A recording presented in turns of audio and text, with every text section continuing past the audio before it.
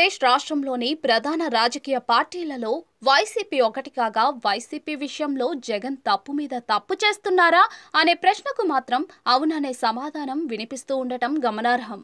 బాలినేని లాంటి కీలక నేతలు సైతం పార్టీని వీడుతున్నారంటే ప్రస్తుతం వైసీపీ పరిస్థితి ఎలా ఉందో సులువుగా అర్థం చేసుకోవచ్చు. రాబోయే రోజుల్లో మరికొందరు కీలక నేతలు సైతం పార్టీకి భారీ షాక్ ఇచ్చే దిశగా అడుగులు వేయనున్నారని తెలుస్తోంది. ఇదే పరిస్థితి కొనసాగితే వైసీపీలో జగన్ ఒకరిద్దరు కీలక నేతలు మినహా ఎవరు ఉండే పరిస్థితి అయితే కనిపించడం లేదు. రాష్ట్రంలో పార్టీ పరిస్థితి రోజురోజుకు దిగజారుతోందని కామెంట్లు వ్యక్తమవుతూ ఉండటం గమనార్హం. వైసీపీ వీరాభిమానులు సైతం రాష్ట్రంలో పార్టీ పుంజుకుంటుందని నమ్మట్లేదంటే పరిస్థితి ఏ విధంగా ఉందో సులువుగానే అర్థమవుతుందని చెప్పవచ్చు. వైసీపీకి ఇలాంటి పరిస్థితి రావడానికి జగన్ గతంలో చేసిన తప్పులు కొంతమేర కారణమైతే ఇప్పుడు చేస్తున్న తప్పులు కొంతమేర కారణమని చెప్పవచ్చు. రాష్ట్రంలో వైసీపీని వీడిన నేతలు టీడీపీలో చేరే అవకాశం లేకపోతే జనసేన వైపు, బీజేపీ వైపు చూస్తున్నారు.